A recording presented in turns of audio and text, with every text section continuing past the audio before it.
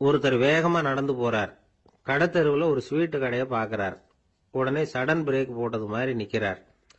ஒரு ஸ்வீட் வாங்கி சாப்பிடலாமேன்னு மனசு சொல்லுது. டாக்டர் வேணாம்னு சொல்லியிருக்கிறார், உடம்புக்கு ஒத்துக்காது, அதனால அது வேணாம்னு சொல்லுது அறிவு. இவர் மனசு சொல்றத கேட்கல, அறிவு சொல்றபடி கேட்கிறார். அதனால மறுபடியும் வேகமா அங்கிருந்து நடந்து போயிடுறார். அவர் நல்ல மனுஷன்.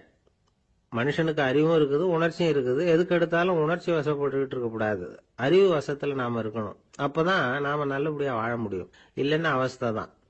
மகாபாரதத்துல சந்தனுன்னு சொல்லி ஒரு அரசன் வர்றான். அவன் ஒரு சமயம் அறிவு வசப்படாம உணர்ச்சி வசப்படுறான். அதாவது ஒரு நாள் கங்கை கரையில ஒரு அழகான பொண்ணை பார்க்கறான். இவனுடைய மனசு அவகிட்ட போயிடுது. அவளை கல்யாணம் பண்ணிக்கிறதுக்கு ஆசைப்படுறான். அந்த பொண்ணு சரின்னு சம்மதிக்கிறா. ஆனா ஒரு நிபந்தனை போடுறா. அந்த நிபந்தனைக்கு சம்மதம்னு சொன்னாதான் உன்னை கல்யாணம் பண்ணிக்குவேன்னு சொல்றா. சரி, அவ போட்ட நிபந்தனை என்ன தெரியுமா? இது மாதிரி நான் உங்க மனசு புண்படுற மாதிரி எந்த காரியம் பண்ணாலும் நீங்க என்ன ஏன்னு கேட்கக்கூடாது. நான் செய்யற காரியத்தை தடுக்கவும் கூடாது. அப்படி நீங்க செஞ்சா அடுத்த கணமே நான் உங்களை பிரிஞ்சு போயிடுவேன். இதுதான் அந்த பொண்ணு போட்ட நிபந்தனை. சந்தன அரசன் இந்த நிபந்தனையை ஒத்துக்கலாமா? இதை அறிவுபூர்வமா யோசிச்சிருந்தா இதுக்கு கட்டுப்பட்டுருக்க மாட்டான். இந்த நிபந்தனைக்கு நான் சம்மதிக்க மாட்டேன்னு தான் சொல்லியிருக்கணும். ஆனா அவன் அந்த நேரத்துல உணர்ச்சி வசத்துல இருந்தான். அதனால நீ என்ன சொன்னாலும் சரின்னு ஒத்துக்கிட்டான். அவளை கல்யாணம் பண்ணிக்கிட்டான். இதனால என்ன ஆச்சு? 7 பச்சை இளம் குழந்தைகளை பிறந்த உடனே அவ கங்கையில தூக்கி எறிஞ்சு கொல்லக்கூடிய கோர காட்சிய இவன் ஒண்ணு பின்னாடி ஒன்னா பார்க்க வேண்டியதா போச்சு. கடைசியில 8வது குழந்தை பிறந்ததுன்னு தான் அவனுடைய அறிவு மேலோங்குது. அந்த கொடிய செயலை தடுத்து நிறுத்துறான். அந்த 8வது குழந்தை தான் பின்னாடி பீஷ்மர் ஆகிறார். ஒரு பக்தி பிரசங்கத்துல ஒரு பேச்சாளர் இந்த விஷயத்தை சொல்லிவிட்டு இன்னொரு விஷயமும் சொன்னார். அது என்னன்னா, சந்தனு மன்னன் அறிவுக்கும் உணர்ச்சிக்கும் நடுவில் அகப்பட்டு தவிச்சதுனால அவன் வம்சத்துல வந்த கௌரவர்கள் உணர்ச்சி வசப்பட்டாங்க, பாண்டவர்கள் அறிவு வசப்பட்டாங்க அப்படின்னு சொன்னார். மனுஷனுக்கு உணர்ச்சியை விட அறிவு மேலோங்கி இருக்கணுங்கிறது சரிதான். ஆனால் அந்த அறிவை எப்படி உபயோகப்படுத்துறோம்ங்கிறது முக்கியம். ஒருத்தர் சொன்னார், சார் இன்னைக்கு கோயம்புத்தூர்ல ஒரு கல்யாணம், அதுக்கு நான் போக முடியலையேன்னு நினைக்கும் பொழுது மனசுக்கு ரொம்ப வருத்தமா இருக்குது சார் அப்படின்னார். ரொம்ப உணர்ச்சி வசப்பட்டார். அதுக்காக கவலைப்படாதீங்க சார், ஒரு வாழ்த்து தந்தி கொடுத்துருங்களேன் அப்படின்னார் இன்னொருத்தர். அது எப்படி சார் முடியும்னார் அவரு. நான் தானே சார் கல்யாண மாப்பிள்ளை அப்படிங்கிறார் அந்த ஆள். அவனுக்கு வயசாயிட்டுது. இந்த கவலை பயம் எல்லாமும் அதிகமாயிட்டுது. மரண பயம், ராத்திரியில சரியா தூங்க முடியல, இப்படி ஆயிட்டுது நிலைமை.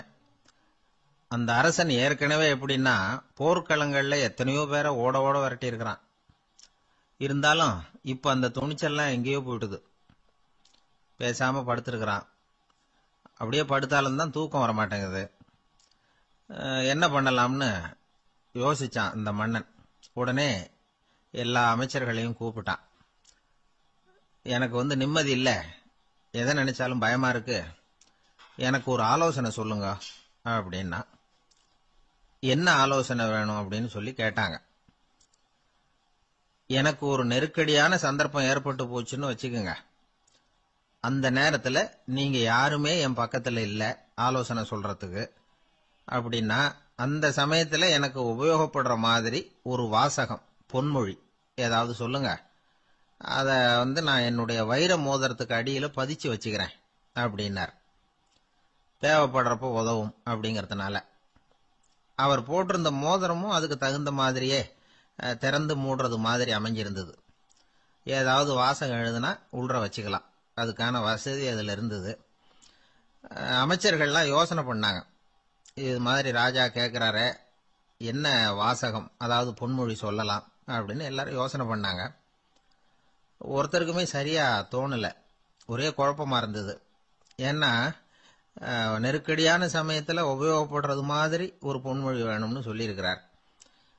அப்படி இப்படி யோசிச்சு பார்த்தா ஒண்ணுமே தோணல.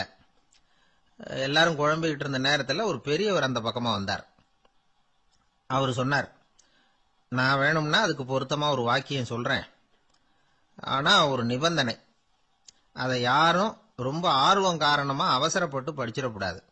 அதை ரகசியமா அந்த மோதிரத்துக்குள்ள எழுதி வச்சுக்கணும். எப்பவாவது இக்கட்ல மாட்டிக்கிற சமயத்துல மட்டும் வேற வழியே இல்லை அப்படிங்கிற நிலைமையில மட்டும்தான் அதை திறந்து பார்க்கணும்.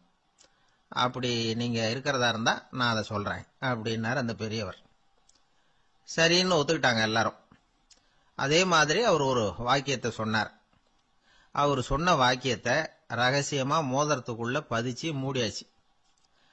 ராஜா அதை விரல்ல மாட்டிக்கிட்டார். கொஞ்ச நாள் ஆச்சு. அந்த ராஜாவுக்கு ஒரு சோதனை வந்தது. என்ன சோதனைன்னா, அடுத்த நாட்டு மன்னன் படையெடுத்துட்டு வந்துட்டான்.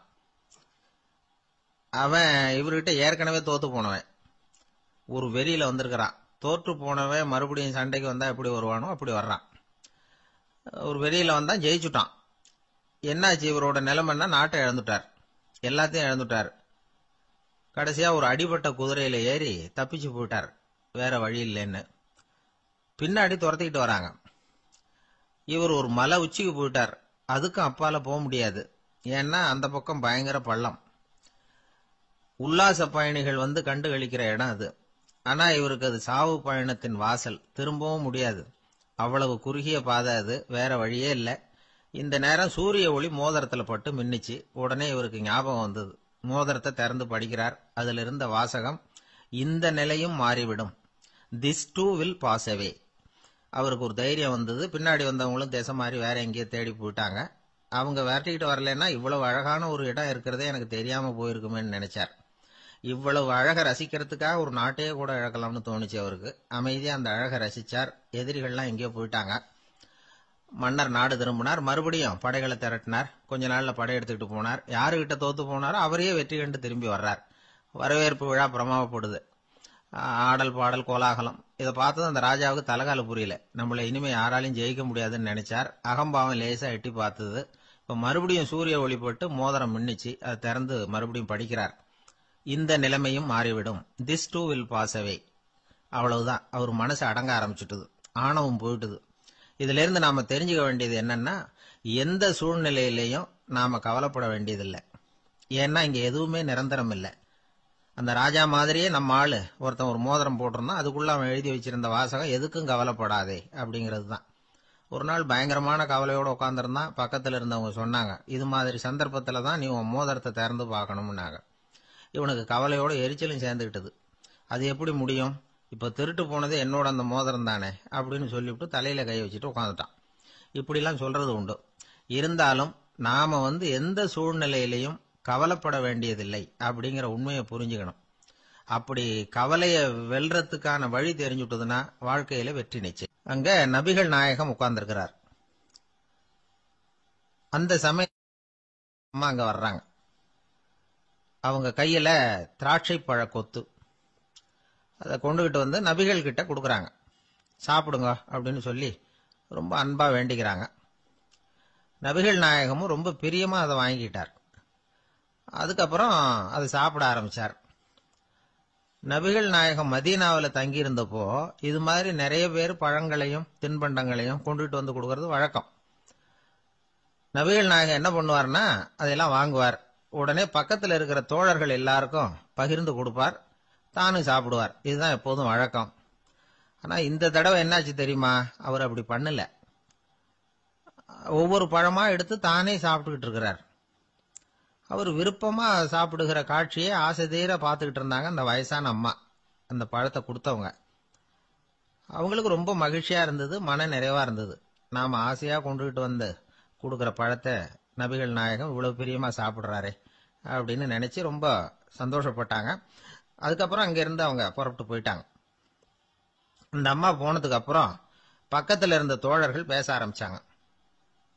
ஏன்னா அவங்களுக்கு சந்தேகம், இன்னைக்கு வித்தியாசமா நடந்துகிட்டாரே அப்படின்னு.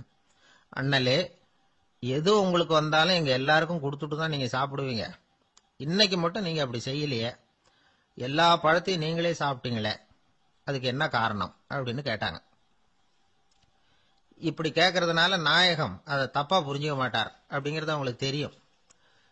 யாரும் எதையும் அவர்கிட்ட கேட்கலாம், அப்படி கேட்கறதுக்கு உரிமை உண்டு.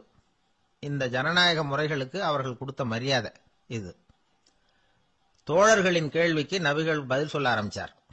நண்பர்களே, அந்த அம்மா ரொம்ப பிரியமா அந்த பழங்களை என்கிட்ட கொண்டுகிட்டு வந்து கொடுத்தாங்க. முதல்ல ஒரு பழத்தை எடுத்து வாயில போட்டு பார்த்தேன். அது ரொம்ப புளிப்பா இருந்தது, சாப்பிடுறது ரொம்ப கஷ்டம். உங்ககிட்ட யாருக்காவது அதை கொடுத்திருந்தா அதுல வாயில போட்டதும் புளிப்பு தாங்காம முகம் சுழிச்சிருப்பீங்க. அதை அந்த அம்மா பார்த்துட்டாங்கன்னா வருத்தப்பட்டிருப்பாங்க. ஆசையா கொண்டுகிட்டு வந்து நமக்கு கொடுத்துருக்குறாங்க. அவங்க அன்பான மனசை நோகடிக்கிறதுக்கு நான் விருப்பப்படலை. அதனால முகம் சுளிக்காம சாப்பிடணுமேங்கிறதுக்காகத்தான் அந்த பழங்கள் பூராவே நானே சாப்பிட்டுட்டேன் அப்படின்னு புன்முறுவலோட பதில் சொன்னாராம் நபிகள் நாயகம். இன்னொருத்தர் மனசு புண்படக்கூடாதுங்கிறதுக்காக புளிப்பையும் இனிப்பா ஏற்றுக்கொள்ளுகிற பண்பாடு இருக்கு பாருங்க, அது ஒரு பெரிய நாகரிகம். அது எல்லாருக்கும் சுலபமா வந்துடாது. நல்லா இருக்கிற பழத்தையே என்ன இவ்வளவு மோசமா இருக்கேன்னு சொல்லுகிறவர்கள் தான் நம்ம கிட்ட அதிகம். இந்த காலத்துல இல்வாழ்க்கையில இந்த நாகரிகத்தை சில பேர் கடைபிடிக்கிறது உண்டு. நல்லா இருக்க இல்லையோ முகம் சுளிக்காம சாப்பிட்டுருவாங்க. ஏன்னு கேட்டா, எதுக்காக சார் வீண் வம்பு, ஏதோ நமக்குன்னு கொடுத்து வச்சது அவ்வளவுதான் அப்படின்னு நினைச்சுக்கிட்டு போக வேண்டியது தானே அப்படிம்பாங்க. இவங்கெல்லாம் கூட ஒரு விதத்துல பண்பாடு தெரிஞ்சவர்கள் தான். இப்போ ஒரு ஆளு ஊரெல்லாம் சுத்தி விட்டு கடைசியில அழுத்து போய் ஒரு ஹோட்டலுக்குள்ள நுழைஞ்சானான். ரொம்ப களைப்பா இருந்தது அவனுக்கு. அதனால ரொம்ப களைப்படைஞ்சு போய் ஒரு நாற்காலியில போய் உட்காந்துருக்கிறான். இவனை பார்த்ததும் சர்வர் ஓடி வந்தார். சார் உங்களுக்கு என்ன வேணும்னு கேட்டார். எனக்கு தேவை 2 தோசையும் கொஞ்சம் அன்பான வார்த்தைகளும் அப்படின்னா. சர்வர் உள்ள போனார். 2 தோசையை கொண்டாந்து வச்சார். அன்பான வார்த்தை கேட்டனே அப்படின்னா இவன்.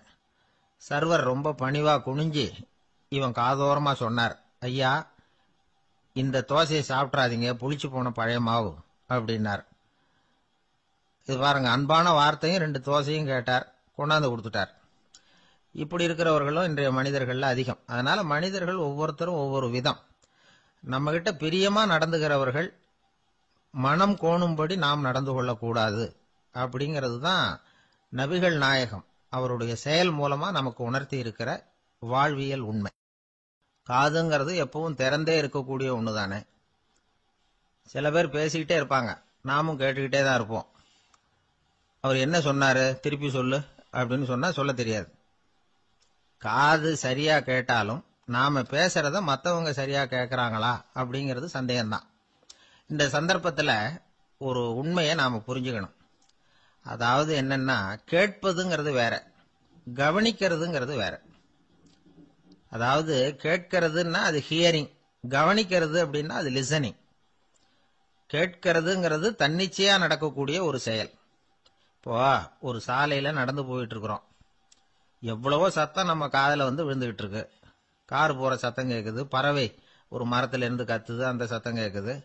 இப்படி நிறைய வந்து காதுல விழுந்துகிட்டு இருக்கு. ஆனா கவனிக்கிறதுங்கிறது எப்படின்னா, நம்ம முழு மனசை செலுத்தி உன்னிப்பா கேட்கறது. எத்தனையோ சத்தத்துக்கு நடுவுல தன்னுடைய குழந்தை அழற சத்தத்தை தாய் தெரிஞ்சுக்க முடியுது இல்லையா, அது மாதிரி. விவரம் தெரிஞ்சவங்க எல்லாம் என்ன சொல்றாங்கன்னா, கவனித்தல் அதாவது லிசனிங் அப்படிங்கிற செயல்ல 3 அம்சங்கள் இருக்கிறதாக சொல்றாங்க. அது என்ன 3 அம்சங்கள் அப்படின்னா, முதல்ல காதால கேட்கறது, இது முதல் அம்சம். 2வது என்னன்னா கேட்டதை புரிஞ்சுக்கிறது. 3வது என்னன்னா என்ன புரிஞ்சுக்கிட்டோம்ங்கிறத தெரிவிக்கிறது, ஃபீட்பேக் அப்படின்னு சொல்றமே. அது ஒரு ஆசிரியர் வகுப்புல பாடம் நடத்திக்கிட்டு இருக்கிறார். வெறுமனே கேட்கிற குழந்தை ஒரு காதால வாங்கி இன்னொரு காதால விட்டுடும். அதாவது கேட்கிற குழந்தை அப்படி செய்யும். ஆனா கவனிக்கிற குழந்தை கேட்டதை புரிஞ்சுக்கும். என்ன புரிஞ்சுக்கிட்டேன்னு கேட்டா பதில் சொல்லும். இதுதான் கேட்கறதுக்கும் கவனிக்கிறதுக்கும் உள்ள வித்தியாசம். ஒரு புள்ளி விவர கணக்கு என்ன சொல்லுது தெரியுமா? ஒரு மனிதன் எழுதுறது மூலமா 6% அறிவை பெருக்கிக்கிறானா, எழுதுறது மூலமா. படிக்கிறது மூலமா 19% அறிவை பெருக்கிக்கிறானா. பேசுறது மூலமா 30% அறிவை பெருக்கிக் கொள்ளுகிறான் அப்படின்னு சொல்றாங்க. ஆனா பாருங்க, கவனிக்கிறது மூலமா 45% அறிவை பெருக்கிக் கொள்ளுகிறான் அப்படிங்கிறது புள்ளி விவரம். அதனால வந்து கற்றலின் கேட்டல் நன்று அப்படின்னு சொல்றாங்க இல்லையா, அது இதுதான். அதனால கவனிக்கிறது மூலமா அதிக அறிவை நாம வந்து பெருக்கிக் கொள்ள முடியும். கேள்வி ஞானம் தான் ரொம்ப சிறந்தது அப்படிங்கிறார் வள்ளுவர். அதாவது கவனிச்சு கேட்கணும், அதுதான் முக்கியம். மற்றவங்க சொல்றத நல்லா கவனிக்க முடியாதபடிக்கு நாமே சில தடைகளை ஏற்படுத்திக்கிறோம், அல்லது நம்ம அறியாமலே அப்படி ஒரு தடை உண்டாயிடுது. அந்த தடைகளை தாண்டணும் அல்லது தகர்த்து எறியணும் அப்படிங்கிறது பெரியவர்கள் சொல்லுகிற யோசனை. அது என்ன தடைகள் அப்படின்னா, நமக்கு தெரியாத இவர் என்ன சொல்லிட போறார் அப்படிங்கிற நினைப்பு, இது ஒரு தடை. சொல்லி முடிக்கிறதுக்கு முன்னாடியே குறுக்க பேசுறது, மனசு அங்கேயும் இங்கேயும் அலையிறது, இதெல்லாம் தான் தடைகள். ஆசிரியர் பாடம் நடத்துறார் அப்படின்னா மாணவர்கள் அக்கறையா கவனிக்கணும். அப்பதான் பரீட்சையில பாஸ் ஆக முடியும். வீட்டுக்குள்ள கணவன் சொல்றத மனைவி கவனிச்சு கேட்கணும். மனைவி சொல்றத கணவன் கவனிச்சு கேட்கணும். இல்லைன்னா குழப்பமாயிடும். ஒரு அம்மா கோயிலுக்கு போனாங்க. சேலையில ஒரு முடிச்சு போட்டிருந்தாங்க. எதுக்கு சேலையில முடிச்சு போட்டு வச்சிருக்கிறீங்க அப்படின்னு கேட்டாங்க. எங்க வீட்டுக்காரர் ஒரு கடிதத்தை மறக்காம தபால் போட்டியில போட்டுடணும்னு சொன்னார். ஞாபகத்துக்காக முடிச்சு போட்டு வச்சிருக்கிறேன் அப்படின்னாங்க. கடிதத்தை பெட்டியில போட்டுட்டீங்களா அப்படின்னு கேட்டாங்க. அது எப்படிங்க முடியும், அவர் கடிதத்தை என்கிட்ட கொடுக்க மறந்துட்டாரே அப்படின்னாங்களாம். அதனால மறக்கப்படாதுன்னு நினைச்சுக்கிட்டே மறந்து விடுறது இப்படி ஒரு வாழ்க்கை. அதனால வாழ்க்கையில நமக்கு இருக்கிறது செவிச்செல்வம் ரொம்ப முக்கியமானது. நிறைய கேட்கணும், சொல்றதை விட கேட்கணும், கேட்கறதை விட முக்கியம் கவனிக்கிறது. அப்படி கவனிக்கிறது மூலமா நம்முடைய வாழ்க்கையில வெற்றி பெறணும். எனக்கு வாழ்க்கையே வெறுத்து போச்சு சார் அப்படின்னு சொல்லிட்டு ஒருத்தர் வந்தார். வந்து கொஞ்ச நேரம் பேசினதுக்கு அப்புறம் அவர் அப்படி சொல்லியிருந்தா அதுல ஒரு அர்த்தம் இருந்திருக்கும். வர்றதுக்கு முன்னாடியே வாழ்க்கை வெறுத்து போச்சுன்னு சொல்லிட்டு வர்றார். என்ன சார் விஷயம்னு விசாரிச்சோம். எங்க வீட்டுல தினம் 3 வேளையும் ஒரே மாதிரி சாப்பாடு சார், வித்தியாசமே கிடையாது. இப்படியே 3 மாசமா சாப்பிட்டுக்கிட்டு இருக்கிறேன். அதை விட பட்டினி கிடந்து செத்துடலாம்னு தோணுது அப்படின்னார். ஒரு பெரியவர் சொன்ன தத்துவத்தை சொல்றதுக்கு ஆள் கிடைக்காம தவிச்சுக்கிட்டு இருந்தோம். இப்போ ஒருத்தர் கிடைச்சிட்டார், விட்டுலாமா? உடனே அவரை உட்கார வச்சு சொல்ல ஆரம்பிச்சிட்டோம். அதாவது நாம அனுபவிக்கிற உணர்வுகள்ல களிப்பு, மகிழ்வு, ஆனந்தம், இது 3க்கும் ஒண்ணுக்கு ஒண்ணு வித்தியாசம் உண்டு. மேம்போக்கா பாக்கிறதுக்கு இது 3 ஒண்ணு மாதிரி தோணும். ஆனா அது அப்படி இல்லை. களிப்புங்கிறது உடம்ப பொறுத்தது, மகிழ்வுங்கிறது மனசை பொறுத்தது, ஆனந்தம்ங்கிறது ஆன்மாவை பொறுத்தது. இப்படி இந்த 3 வகையான அந்த சுவைப்புகளின் தன்மையும் வேற வேற. இப்ப முதல்ல களிப்புங்கிறத எடுத்துக்குவோம். நம்ம புலன்களுக்கு களிப்பை தரக்கூடிய பொருள்களுக்கு சில விசேஷ குணம் உண்டு. அது எப்படின்னா, சீக்கிரமே சலிப்பை உண்டு பண்ணும்.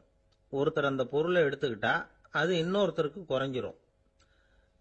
உணவு, உடை, இதெல்லாம் களிப்பை தரக்கூடிய பொருள்கள். இப்போ உதாரணத்துக்கு, ஒரு சாப்பாட்டு மேசையில ஒரு பாத்திரத்துல 10 இட்லி இருக்கு. அதுல ஒரு 2 இட்லிய நம்ம தட்டுல எடுத்து வச்சு சாப்பிடுறோம்.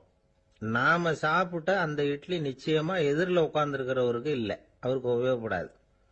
நாம சாப்பிட்ட அதே இட்லியை அவரும் சாப்பிட முடியாது, அவர் வேறதான் எடுத்து வச்சுக்கணும். அது மாதிரி நாம ஒரு சட்டையை எடுத்து போட்டுக்கிறோம், அதே சட்டையை அதே நேரத்தில் இன்னொருத்தர் போட்டுக்க முடியாது. புலன்களுக்கு களிப்பை தரக்கூடிய இது மாதிரி பொருள்கள்லாம் முதல் தடவை நமக்கு கொடுக்கிற களிப்பை 2வது தடவையும் கொடுக்காது. 3வது தடவை இன்னும் குறையும், கடைசியில வெறுப்பாக மாறிடும். ஒவ்வொன்னா இட்லியை தொடர்ந்து சாப்பிட்றோம்னு வச்சுக்கோங்க, முதல் இட்லி தரக்கூடிய சுவையை 30வது இட்லி தராது. முதல் தடவை புது சட்டையை போட்டுக்கிறப்ப நமக்கு இருக்கிற களிப்பு அதே சட்டையை 100வது தடவையா போட்டுக்கிறோம்னு வைங்க, அப்ப இருக்குமா? இருக்காது. இதுதான் களிப்பு. அதாவது சீக்கிரமே சலிப்பை தரக்கூடியது. ஒருத்தர் எடுத்துக்கிட்டா இன்னொருத்தருக்கு குறைஞ்சு போகக்கூடியது. ஆனா மகிழ்ச்சிங்கிறது அப்படி இல்லை. ஒருத்தர் அனுபவிக்கிறதுனால இன்னொருத்தருக்கு குறைஞ்சு போகாது. இப்ப காலையில சூரியன் உதயம் ஆகிறத பார்த்து சந்தோஷப்படுறோம், அதையே இன்னொருத்தரும் பார்த்து சந்தோஷப்படலாம். ஒரு நல்ல சங்கீதத்தை கேட்கிறோம், ஒரு அழகான ஓவியத்தை ரசிக்கிறோம், நீங்க ரசிக்கிற அதே நேரத்தில் இன்னொருத்தரும் அதை ரசிக்கலாம். அதனால அது குறைஞ்சு போறதில்ல. இது மகிழ்வு. ஆனா ஒண்ணு, ஒரே பாடலை திரும்ப திரும்ப கேட்டுக்கிட்டு இருந்தா கடைசியில் அலுப்பு தட்டும். அதாவது மகிழ்வுங்கிறது எப்படின்னா, மற்றவங்களோட பகிர்ந்து கொள்றதுனால குறையாது. ஆனா ஒரே பொருள் மீண்டும் மீண்டும் அனுபவிப்ப தர்றப்போ முதல்ல மகிழ்வு அதிகரிச்சு அதுக்கப்புறம் அது மங்கி மறைஞ்சு போயிடும். இதுதான் அந்த மகிழ்வுங்கிறதுக்கு இலக்கணம். சரி, இப்போ 3வதா சுகம் தரக்கூடிய ஆனந்தம்ங்கிறது எப்படின்னா, இது நமக்கு உள்ளே இருந்து சுரக்கிறது. மனசு சலனங்கள்ல இருந்து விடுபடுறப்போ இந்த ஆனந்தம் நமக்கு கிடைக்கும். இது நிலையான சுகம், ஆத்ம சுகம். களிப்பிலிருந்து மகிழ்வுக்கும், மகிழ்விலிருந்து ஆனந்தத்துக்கும் செல்றது தான் மனிதன் நடத்த வேண்டிய முக்கியமான பயணம். இவ்வளவு விஷயத்தையும் கேட்டுட்டு இந்த காலத்து பையன் ஒருத்தன் வந்தான். சார், இப்போ நீங்க ஒரு சாப்பாட்டு மேசையில ஒரு 10 இட்லி வைக்கிறீங்க, என்ன உட்கார வைங்க, எதிரில் இன்னொருத்தனை உட்கார வைங்க. நான் களிப்பு மகிழ்வுலாம் தாண்டி நேரடியா ஆனந்தத்துக்கு பயணம் பண்ணி காட்டுறேன் அப்படின்னா. ஒன்னும் புரியல அவன் சொன்னது. அது எப்படி, என்ன பண்ணுவ நீ அப்படின்னு சொல்லி கேட்டோம் ஆச்சரியமா. 2 இட்லி சாப்பிட்டா தானே சார் களிப்பு, நான் 10 இட்லியும் மொத்தமா சாப்பிட்டுருவேன், அடுத்தவனுக்கு எதுவும் கிடைக்காது, அவனுக்கு கிடைக்காதபடி நாமே சாப்பிட்டுறோம்ல, அதுதானே நமக்கு ஆனந்தம் அப்படின்னு அதுக்கு ஒரு விளக்கம் சொல்றான். ஒரு ஆளை அடையாளம் கண்டுபிடிக்கணும்னா அதுக்கு சுலபமான வழி என்ன? முகத்தை பார்த்து கண்டுபிடிக்கிறது தான். ஆனா மனுஷன் தப்பு பண்ண ஆரம்பிக்கும் பொழுது அவனை கண்டுபிடிக்கிறதுக்கு வேற வழிகளை தான் கையாள வேண்டியிருக்கு. கைரேகை அதுக்கு ரொம்ப உபயோகப்படுது. கைரேகைகள் ஒருத்தருக்கு இருக்கிறது மாதிரி இன்னொருத்தருக்கு இருக்கிறது இல்ல. பல் வரிசையும் அப்படிதான். ஏமாத்துறவங்க அதிகமா போனா இருக்கிறவங்க எச்சரிக்கையா இருக்க வேண்டியிருக்குது. பயோமெட்ரிக்ஸ் அப்படிங்கிறது ஒரு பெரிய தொழில்நுட்பம். இதை உபயோகப்படுத்தி சில பாதுகாப்பு உத்திகளை எல்லாம் உருவாக்கி இருக்கிறாங்க அமெரிக்காவில். வீட்டுக்கு சொந்தக்காரர் குரல் கொடுத்தா கதவு திறக்கும், அல்லது அவர் கை வச்சா கதவு திறக்கும். மற்றவங்க யாரு என்ன பண்ணாலும் கதவு திறக்காது. இது ஒரு முறை. அவரோட குரல் அல்லது கைரேகை ஒரு எலக்ட்ரானிக் சாதனத்துல ஏற்கனவே பதிவு பண்ணப்பட்டிருக்கும். இவர் குரல் கொடுக்கறப்போ அல்லது கையை வைக்கிறப்போ அதை ஒப்பிட்டு பார்த்து சரியா இருந்தா கதவு திறக்கிறது மாதிரி ஒரு ஏற்பாடு. இதே மாதிரி ஒருத்தரோட விழித்திரையில உள்ள இரத்த குழாய் அமைப்பு பாருங்க, அது கூட ஒருத்தருக்கு இருக்கிறது மாதிரி இன்னொருத்தருக்கு இருக்கிறது இல்ல. அதனால அதை வச்சு அடையாளம் கண்டுபிடிக்கக்கூடிய சாதனங்களும் இப்ப பழக்கத்துக்கு வந்தாச்சு. கைரேகையை ஒப்பிடுற சாதனத்தை விட விழித்திரை இரத்த குழாய் அமைப்பை அடையாளம் காணுற சாதனம் இருக்கு பாருங்க, இது ரொம்ப நுட்பமானது. இது நம்ப தகுந்தது. ஒரு ஆளை அடையாளம் கண்டுபிடிக்கிறதுக்கு இது எடுத்துக்கிற நேரம் 1 வினாடி தான். ஒரு கருவி இருக்கும், அதுல உள்ள ஒரு சிறு துளையில கண்ணை வச்சு பார்க்கணும்.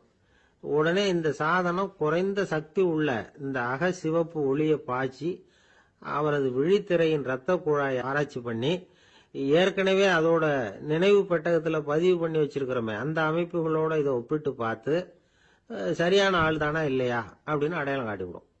குரலை வச்சு அடையாளம் கண்டுபிடிக்கிறதும் இந்த பயோமெட்ரிக்ஸ் முறைகள்ல ஒண்ணு. ஒரு நபரோட குரல்ல டிஜிட்டல் குறியீடுகளை மாத்தி பதிவு பண்ணிக்கிட்டு மீண்டும் அதே குரலை இனம் காணக்கூடிய சாதனங்கள் ஏற்கனவே அமெரிக்காவில எல்லாம் விற்பனைக்கு வந்தாச்சு. ஒரு ஆளுக்கு ஜலதோஷம் பிடிச்சிருந்தா கூட அந்த சாதனம் சரியாவே கண்டுபிடிச்சிருமா. குரலை மாத்தி பேசுறவங்க கூட இந்த கருவியை ஏமாத்த முடியாது. இத ஆஸ்பத்திரிகள், வங்கிகள்ல உள்ள இரும்பு பெட்டக காப்பறைகள் இங்க எல்லாம் உபயோகப்படுத்தலாம். குழந்தைகள் உள்ள இடங்களுக்கு இது ரொம்ப உபயோகப்படும். கதவு பூட்டிக்கிட்டுதுன்னு வச்சுக்கோங்க, கதவை திறக்கிறதுக்கு சாவி உபயோகப்படுத்த தெரியாத குழந்தைகள் குரல் எழுப்பிய கதவை திறந்துட முடியும்.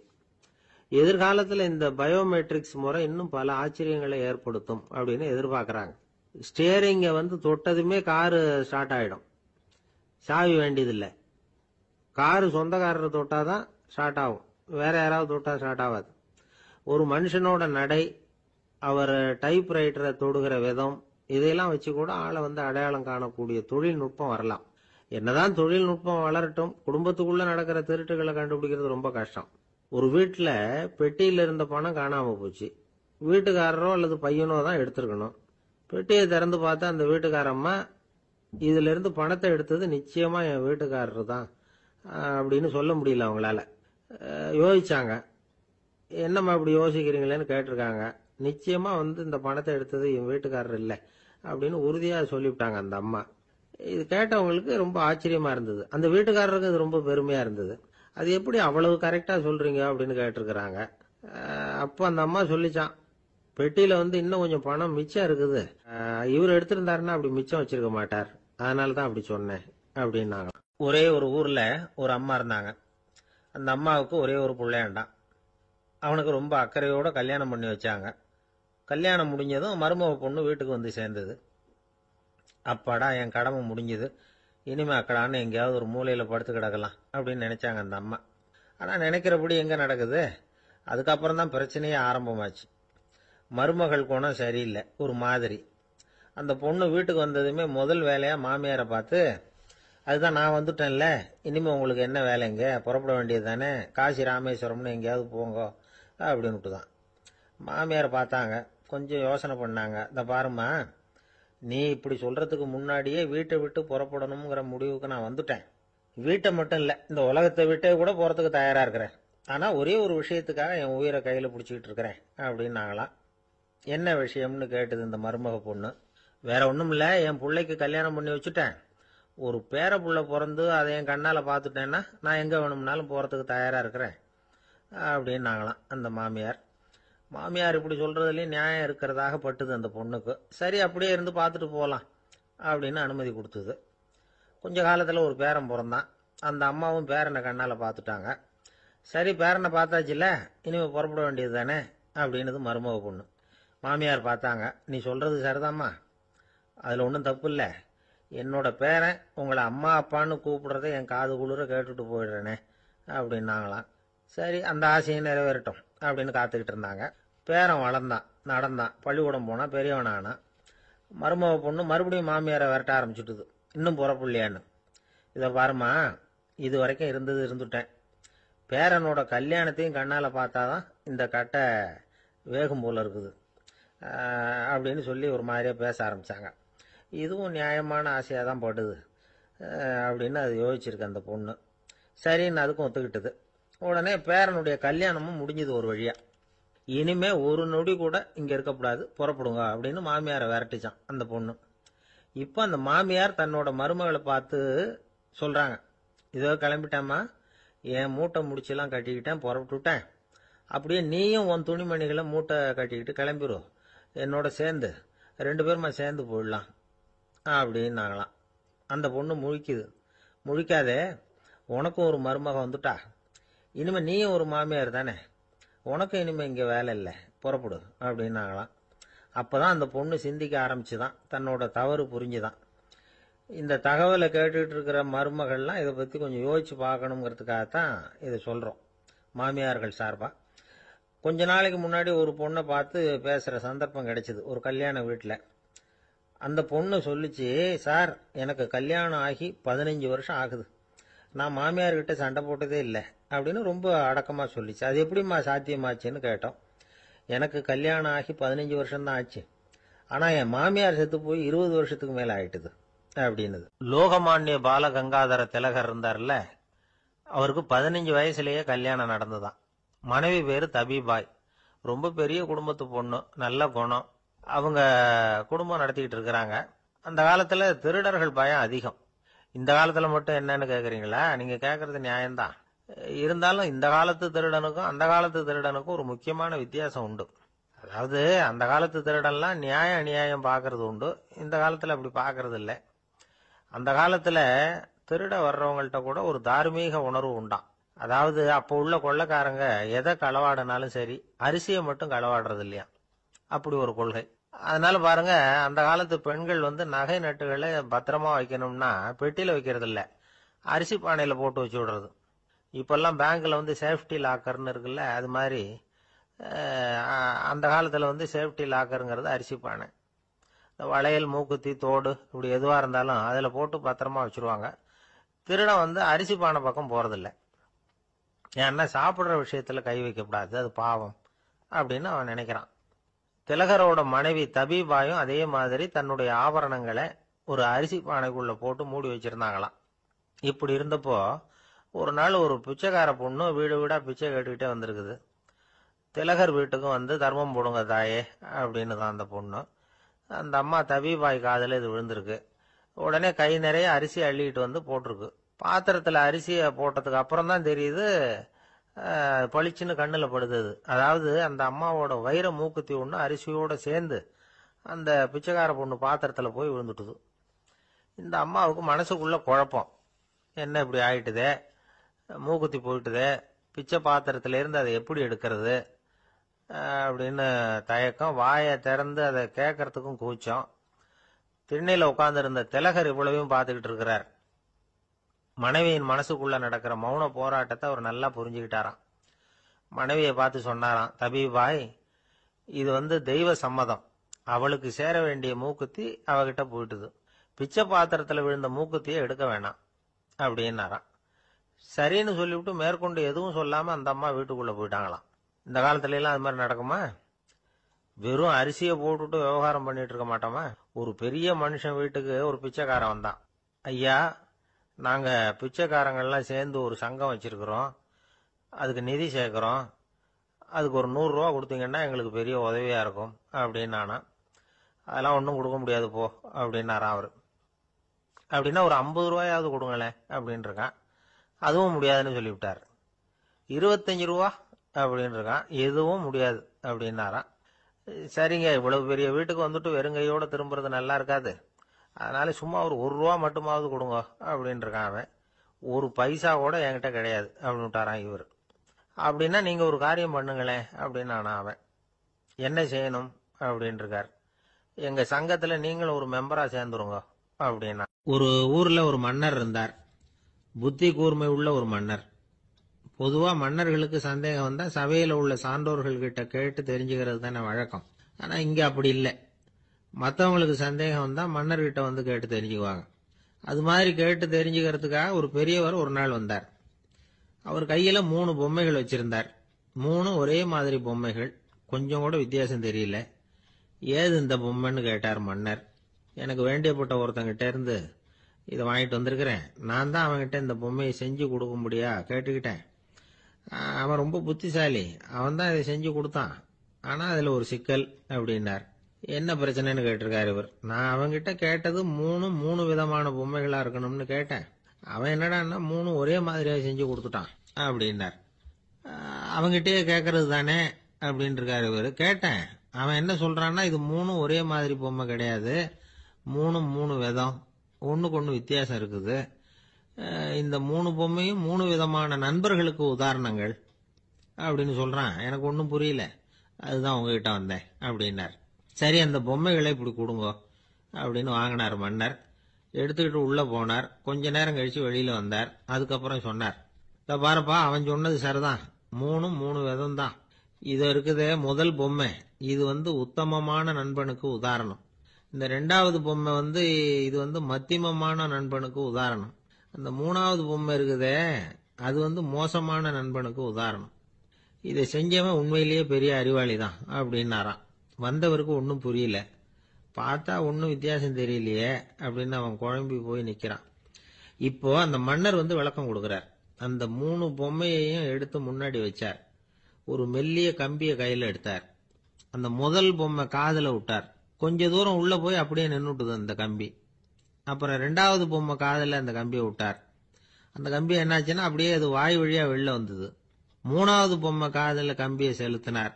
அது நேரா இன்னொரு காது வழியா வெளியில வந்தது. இப்ப இந்த முதல் வகை இருக்குதே, அது மாதிரியான நண்பர்கள் எப்படி தெரியுமா? நம்ம கஷ்டத்தை அவங்க கிட்ட சொன்னா பேசாம கேட்டுக்குவாங்க. வெளியில அதை யாருகிட்டையும் சொல்லிட்டு இருக்க மாட்டாங்க. வெளியில தெரியாம நமக்கு உதவி பண்ணுவாங்க. செஞ்சுட்டு அதை நான் தான் செஞ்சேன்னு சொல்லிட்டு இருக்க மாட்டாங்க. அதுதான் கம்பி ஒரு காது வழியா போய் உள்ளே நின்னுட்டுது. 2வது பொம்மையில கம்பி என்னாச்சு, ஒரு காது வழியா போய் வாய் வழியா வெளியில வருது. இது மாதிரியான நண்பர்கள் கிட்ட நாம கஷ்டத்தை சொன்னா அதை அவங்க 4 பேர்கிட்ட போய் சொல்லி நமக்காக உதவி கேட்பாங்க. நமக்குன்னு கேட்டு வாங்கி அதை நம்ம கிட்ட கொண்டுட்டு வந்து கொடுப்பாங்க. இவங்க மத்தியமமான நண்பர்கள். 3வது பொம்மையில ஒரு காது வழியா செலுத்துற கம்பி இன்னொரு காது வழியா வெளியில வந்துருது. இது மாதிரியான நண்பர்கள் கிட்ட நம்ம கஷ்டத்தை சொன்னா அவங்க காது கொடுத்து கேட்கறது மாதிரி நடிப்பாங்க. அப்படியே இன்னொரு காது வழியா அதை வெளில விட்டுருவாங்க. அதை பத்தி கவலைப்பட மாட்டாங்க. இதுதான் இந்த பொம்மைகளுக்குள்ள இருக்கிற வித்தியாசம் அப்படின்னு விளக்கம் கொடுத்தாராம் மன்னர். படிக்கிற பிள்ளைங்கள்லயும் இது மாதிரி 3 வகை உண்டு. சில பேர் காதால வாங்கி மனசுல வச்சுக்குவான். சில பேர் காதால வாங்கி பேனாவால எழுதி விடுவான். சில பேர் ஒரு காதால வாங்கி இன்னொரு காதால வெளியில விட்டுருவான். ஒரு பையன் வகுப்புல ஆசிரியர் பாடம் நடத்தும் பொழுது தலையை வேகமா ஆட்டி ஆட்டி கேட்பானா. ஏண்டா இப்படி தலையை இப்படி ஆட்டுற அப்படின்னு கேட்டிருக்கான் பக்கத்துல இருந்தவன். தலையை ஆட்டினா தாண்டா ஒரு காது வழியா உள்ள போறது, இன்னொரு காது வழியா வெளியில வேகமா வெளில போகும் அப்படின்னானா அந்த பையன். ஆந்திர நாட்டுல ஒரு அரசர் இருந்தார். அந்த அரசர்கிட்ட ஒரு அமைச்சர் இருந்தார். அந்த அமைச்சர் பேரு ராயண பாஸ்கர். அவர் ஒரு பெரிய அறிவாளி. அது மட்டும் இல்ல, மிகச்சிறந்த கொடையாளி. யார் எது கேட்டாலும் இல்லைன்னு சொல்ல மாட்டாராம். அதன் காரணமாவே அவர்கிட்ட இருந்த செல்வம் நாளுக்கு நாள் குறைஞ்சிக்கிட்டே வந்துட்டுதான். கடைசியில குடும்பத்துக்குன்னு எதுவும் வைக்காமலே அவர் போய் சேர்ந்துட்டார். மகனும் இறந்துட்டார். அந்த குடும்பத்துல மிஞ்சி இருந்தது அவருடைய மருமகள், ஒரு பேரன், அவ்வளவுதான். இருந்த ஒரே சொத்து பழுதடைஞ்ச ஒரு வீடு. அந்த அம்மா மற்ற வீடுகளில் வேலை செஞ்சு தன்னுடைய பிள்ளைய படிக்க வச்சுக்கிட்டு வராங்க. அந்த புள்ள ஒரு பெரிய வள்ளலுடைய பேரன்கிறது அந்த பள்ளி வாத்தியார்களுக்கும் தெரியும். அதனால அவங்களும் இவங்கிட்ட கொஞ்சம் அன்பாவும் அக்கறையாவும் பழகி பாடம் சொல்லி கொடுத்துக்கிட்டு இருக்கிறாங்க. ஒரு நாள் ஒரு புகழ்பெற்ற கவிஞர் ஒருத்தர் அந்த பள்ளிக்கூடத்துக்கு வந்திருக்கிறார். ஆசிரியர்கள் கிட்ட பேசிக்கிட்டு இருந்தப்ப ஒரு செய்தியை சொன்னாராம். ராயண பாஸ்கர்ங்கிற வள்ளல் எனக்கு நிறைய உதவிகள் செஞ்சிருக்கார், என்னை பாராட்டி பரிசுகள்லாம் கொடுத்துருக்கிறார். அந்த வள்ளல் வாழ்ந்த கிராமத்தை பார்க்கணுங்கிறதுக்காக தான் இப்போ இங்கே வந்திருக்கிறேன் அப்படின்னாராம். ஆசிரியர் உடனே இந்த பையனை கூப்பிட்டு, இதை பாருங்க, இவன் யார் தெரியுமா, நீங்க குறிப்பிடுகிற அந்த வள்ளலின் பேரன் அப்படின்னு அறிமுகப்படுத்தினாராம். கவிஞரின் கண்கள்ல ஆனந்த கண்ணீர். அந்த பரவச நிலையிலேயே அந்த வள்ளலை பற்றி கவி பாட ஆரம்பிச்சுட்டாராம். இந்த சின்ன பையன் அதை கேட்டிருக்கிறான். உடனே என்ன பண்ணான் தெரியுமோ, தன் கையில் அணிஞ்சிருந்த ஒரு பொன் வளையல கழட்டி அந்த கவிஞருக்கு பரிசா கொடுத்துட்டானாம். எல்லாருக்கும் ஆச்சரியம். தாத்தா இருக்கும் நிலையில கொடுத்தார், பேரன் இல்லாத நிலையிலையும் கொடுக்குறான். பையனை எல்லாரும் பாராட்டினாங்களாம். இருந்தாலும் அவனுக்குள்ள ஒரு பயம் எதுவும் ஆரம்பமாச்சு. பள்ளிக்கூடம் விட்டு வீட்டுக்கு வரும்பொழுது அந்த பயம் இன்னும் அதிகமாயிட்டுது. அம்மா என்ன சொல்லுவாங்களோ தெரியலையே, ஏதோ திடீர்னு தோணிச்சு வளையல கழட்டி கொடுக்கணும்னு கொடுத்துட்டோம். குடும்பம் இருக்கிற நிலையில இப்படி நான் செஞ்சது தப்பா, வீட்டு செலவுக்கே அம்மா எவ்வளவு கஷ்டப்படுறாங்க, வீட்டுக்கு போனதும் என்ன நடக்குமோ தெரியலையே அப்படின்னு நினைச்சு பயந்துகிட்டே அவன் வீட்டுக்குள்ள அடி எடுத்து வைக்கிறான். அம்மா கூப்பிட்டு சாப்பாடு போட்டாங்க. அவங்க கண்ணுல படக்கூடாதுங்கிறதுக்காக ஒரு கையை பின்னாடி மறைச்சிக்கிட்டே இருந்தான். அம்மா இதை கவனிச்சுட்டாங்க. ஏய், உன் கையை ஏன் அப்படி வச்சிருக்கிற, உன் கைக்கு என்னாச்சு, ஏதாவது அடிபட்டு போச்சா அப்படின்னு கேட்டுக்கிட்டே கையை எடுத்து பாக்குறாங்க. வளையல காணல. வளையல் எங்க அப்படின்னு கேட்கறாங்க. இவன் தயங்கிக்கிட்டே நடந்ததை சொல்றான். அதை கேட்டதும் அந்த அம்மாவோட முகம் கோபத்தால சவுந்து போச்சான். முட்டாளே, என்ன காரியம் பண்ண அப்படின்னு கன்னத்துல அரைஞ்சிட்டாங்களாம். அம்மா, என்ன அடிக்காத, ஏதோ தெரியாம தப்பு பண்ணிட்டேன் அப்படின்னு இருக்கான். மகனே, வளையல கொடுத்ததுக்காக நான் உன்னை அடிக்கல அப்படிங்க, பின்ன எதுக்கு அடிச்சேன்னு கேட்டிருக்கான். உன் பாட்டனார் ஒரு பெரிய வள்ளல், அவர் எதையும் பாதி வேலையை செய்யறது இல்ல, அவருடைய பேரை நீ அரைகுறை வேலை செஞ்சுட்டு வந்திருக்கிற அப்படின்னாங்களாம். என்னம்மா சொல்றேன் இருக்கான். நீ ஒரே ஒரு வளையல மட்டும்தானே கழட்டி கொடுத்துருக்குற, கொடுக்கறதா இருந்தா ரெண்டையும் சேர்த்துல கொடுத்துருக்கணும், அதுதானே உங்க தாத்தாவுக்கு பெருமை அப்படின்னாங்களாம். அம்மா, தெரியாம செஞ்சுட்டேன், உங்ககிட்டயும் அரை வாங்கிட்டேன் அப்படி இப்படின்னு அவன் சொல்லியிருக்கிறான்.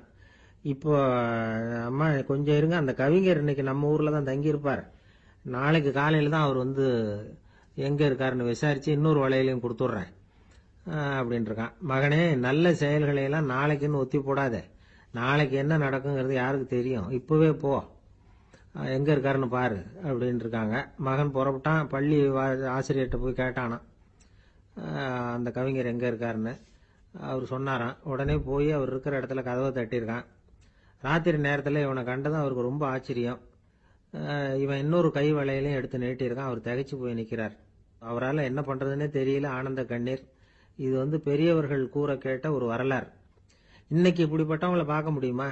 வறுமை வள்ளல் தன்மையை ஒன்று செய்து விடாதுங்கிறதுக்கு இது ஒரு உதாரணம். ஒருத்தன் இன்னொருத்தனை பார்த்து கேட்டானா, எங்க தாத்தா உங்க தாத்தாவுக்கு 100 ரூபா கடன் கொடுத்துருக்கிறார், அதை எப்போ திருப்பி கொடுக்க போறேன்னு. கவலைப்படாத, எங்க பேரன் அதை உங்க பேரன்ட்ட திருப்பி கொடுத்துருவான் அப்படின்னு நானா. ஒரு கணவன் மனைவி எப்ப பார்த்தாலும் அவங்க 2 பேருக்கும் இடையில சண்டை வந்துகிட்டே இருந்தது. இதுல என்ன ஆச்சரியங்கிறீங்களா? நான் அதுக்காக சொல்ல வரல, இது வேற விஷயம். அதாவது சண்டை போடாம இருக்கிறதுக்கு வழி சொல்ற தகவல் இது. நான் சொன்ன அந்த கணவன் மனைவி எப்படின்னா, கணவன் ஒரு வார்த்தை சொன்னா மனைவி கிட்ட இருந்து 2 வார்த்தை பதிலா வரும். இதுக்கு கணவன் கிட்ட இருந்து 4 வார்த்தை பதிலா வரும். இப்படி வார்த்தைகள் பெருகி போய் கடைசியில வம்புல முடியும். அந்த அம்மா பொறுத்து பொறுத்து பார்த்தாங்க. அவங்களால தாக்கு பிடிக்க முடியல. பக்கத்து வீட்லயும் ஒரு கணவன் மனைவி இருந்தாங்க. அவங்களுக்குள்ள சண்டை வர்றதில்ல. அது எப்படி அவங்களால மட்டும் சண்டை போடாம இருக்க முடியுது அப்படின்னு இந்த அம்மாவுக்கு ஆச்சரியம். ஒரு நாள் நேரா பக்கத்து வீட்டு அம்மா கிட்டே போய், ஏம்மா, நீங்க எப்படி கணவனும் மனைவியும் சண்டை போட்டுக்காம இருக்கிறீங்க, அது எப்படி முடியுது உங்களால அப்படின்னு கேட்டாங்க. அதுக்குன்னு ஒரு மருந்து இருக்குது, அதை சாப்பிட்டா சண்டை வராது அப்படின்னாங்க அவங்க. சரிங்க, அந்த மருந்தை அவரு சாப்பிட மாட்டாரே, மாட்டேன்னு சொல்லிட்டா என்ன பண்றது அப்படின்னு கேட்டிருக்கிறாங்க இவங்க. அந்த மருந்து அவருக்கு இல்லம்மா, உனக்கு தான் அப்படின்னாங்களாம் அவங்க. அப்படியா? அப்படின்னா கொடுங்க, ரொம்ப நல்லதா போச்சு. அதை எப்படி சாப்பிடுறதுங்கிற விவரத்தையும் சொல்லுங்க, எங்க அது கிடைக்கும்ங்கிறதையும் சொல்லுங்க, வாங்கிக்கிறேன் அப்படின்னு கேட்டாங்களாம் இவங்க. வேற எங்கேயும் போய் வாங்க வேண்டாம், என்கிட்டயே இருக்க அந்த மருந்து, அதுல கொஞ்சம் தர்றேன், வாங்கி வச்சுக்க. உன் வீட்டுக்காரர் உன்னோட சண்டையை ஆரம்பிக்கிற போலாம் நீ இந்த மருந்துல ஒரு அவுன்ஸ் வாயில ஊத்திக்கணும். அதை உடனே குடிச்சிடக்கூடாது, ஒரு 5 நிமிஷமாவது அது வாயில இருக்கணும், அதுக்கப்புறம் குடிச்சுடலாம் அப்படின்னு சொல்லி ஒரு பாட்டில் மருந்தை இந்த அம்மா கிட்ட கொடுத்து அனுப்புனாங்களாம். மருந்தை எடுத்துக்கிட்டு இந்த அம்மா வீட்டுக்கு வந்திருக்கிறாங்க. வீடு பூட்டி இருந்ததுனால கணவன் வந்து வாசல்லையே காத்துக்கிட்டு இருக்கிறான். மனைவியை கண்டதும் சண்டை போட ஆரம்பிச்சிட்டான். வீட்டை பூட்டி விட்டு எங்கே போய் தொலைஞ்ச, எவ்வளவு நேரமாக ஒரு மனுஷன் வாசல்லையே காத்துட்டு கிடக்கிறது, அப்படி இப்படின்னு கத்த ஆரம்பிச்சிட்டான். மனைவி இதுக்கு பதிலே சொல்லலை.